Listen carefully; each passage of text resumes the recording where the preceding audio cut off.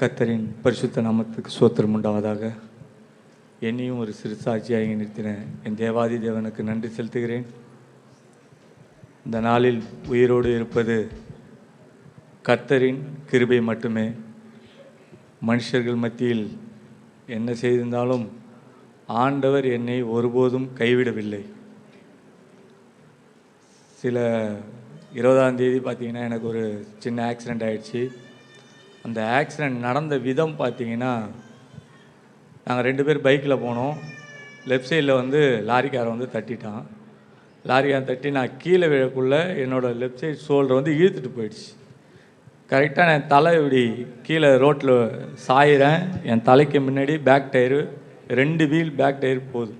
அந்த வாகனத்தில் இப்படி 10 டன் மெட்டீரியல் போகுது. ஆண்டவர் யாரோ ஒருத்தவங்க நம்மளை கரெக்டாக அந்த டயர்லேருந்து விலைக்கு எனக்கு தள்ள மாதிரி எனக்கு நல்ல ஒரு உணர்வு இருந்தது. நான் அப்பயே பார்க்குறேன், டயர் போதே, ஐயோ பின்னாடி டயரா முன்னாடி டயரான்னு பார்க்குறது உஷாருக்குள்ளே அது பேக் டயர். அந்த இடத்துல என்னை கர்த்தர் காப்பாற்றினார். இல்லைன்னா அன்றே நான் மறித்திருப்பேன். அந்த பின்னாடி உள்ள டயர் என் மேலே ஏறி இருந்தேன்னா ஷோல்டர் இதெல்லாம் ரெடி பண்ணிட்டாங்க. மண்டையில் அடிப்பட்டு தான் ஒன்றும் பண்ணியிருக்க முடியாது. இதை அங்கே டாக்டர்களே சொன்னாங்க, உங்களை ஃபஸ்ட்டு நீங்கள் கான்ஸ்டியூஷனாக இருக்கீங்களா பார்ப்போம். ஏன்னா மண்டையில் இந்த சைடு யாருக்கு அடிப்பட்டாலும் மண்டையில் கம்பல்சரி அடிப்படும்.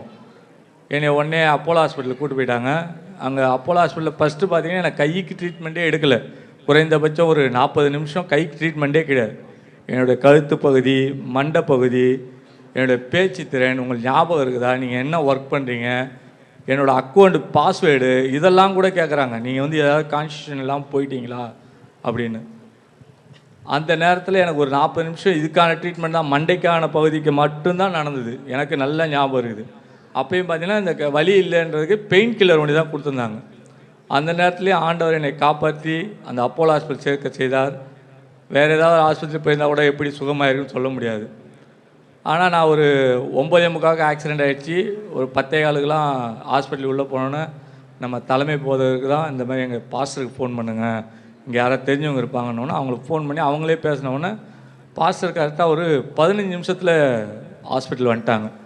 இல்லை டாக்டர்லாம் நான் வந்துட்டுருக்கேன், நீங்கள் ட்ரீட்மெண்ட் எடுங்க, ஒன்றும் பிரச்சனை இல்லைன்னு சொல்லி பாஸ்டர் வந்துட்டாங்க. அங்கே வந்தோடனே இந்த ட்ரீட்மெண்ட்லாம் அந்த மண்டைக்கான இதுனாலும் எதுவும் இல்லை, ஒன்றுமே இல்லை. அந்த டாக்டர் வந்தாங்க, பாஸ்டர்கிட்ட பேசினாங்க. அவர் பிழைச்சிருக்காருன்னா அவருடைய ஜெபம் தான், ஏதோ ஒரு புண்ணியம் அப்படின்னாங்க. ஆனால் அவங்க சொன்னது, அவங்க இந்துக்களாக இருக்கிறனால அவங்க சொல்கிறாங்க. ஆனால் உங்களுடைய சபையினுடைய ஜெபன்ற மாதிரி ஜெபந்தான் என்னை காப்பாற்றிச்சு. அது மாதிரி பார்த்திங்கன்னா எனக்கு ஒரு 11:45 12 மணிலாம் என்ன பண்ணிட்டாங்க, டாக்டர் வந்தாங்க, பாசிட்டிவ் பேசினாங்க. 3 மணிக்கு ஆப்ரேஷன் ஃபிக்ஸ் பண்ணிட்டாங்க. 2 கையிலையும் ஆப்ரேஷன் பண்ணி ஆகணும், இது மாவு கட்டெலாம் போட்டால் சரியாகாது, அதனால் 2 கையிலையும் பிளேட் வச்சிடலான்னு. இப்போ 2 கையிலையும் பிளேட், இதுலேயும் பிளேட் இருக்குது, இங்கேயும் பிளேட் தான் வச்சுருக்குறாங்க.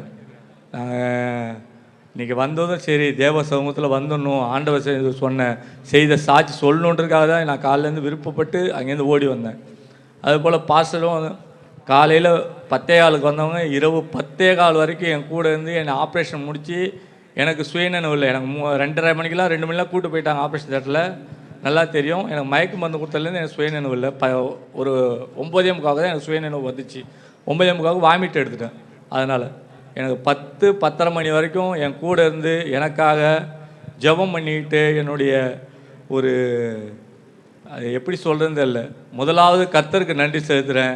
2வதாக என்னுடைய ஆவிக்குரிய தகப்பனாய் சபையின் தலைமை போதக்கூடிய சபை பாஸ்டருக்கு நன்றி செலுத்துகிறேன். மறுபடியும் அந்த 9:30 மணியில் 10:30 மணிலேருந்து பார்த்திங்கன்னா நம்ம சபை ஜனங்கள் ஒரு 70 பேர் 80 பேர்கிட்ட அப்போலோ ஹாஸ்பிட்டல் வந்துட்டாங்க.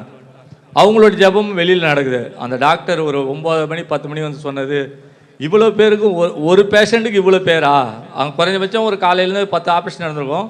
ஆனால் அங்கே இருக்கிறவங்களாம் 2 பேர் 4 பேர் தான். ஆனால் என் ஒருவனுக்காக தான் இந்த சபையே அந்த ஹாஸ்பிட்டலில் நினச்சி, அதுக்காக சபையில் இருக்கக்கூடிய ஒவ்வொரு ஜெபம் பண்ண ஒவ்வொரு சபை மக்களுக்காகவும் அவங்களுக்கு நன்றி செலுத்துகிறேன். இருந்தாலும் இந்த நாள் சாட்சி சொல்கிறதுக்காக என்னை ஜீவனோடு கொண்டு வந்த என் தேவாதி தேவனுக்கு கோடான கோடி நன்றிகளை செலுத்துகிறேன். ஆமென்.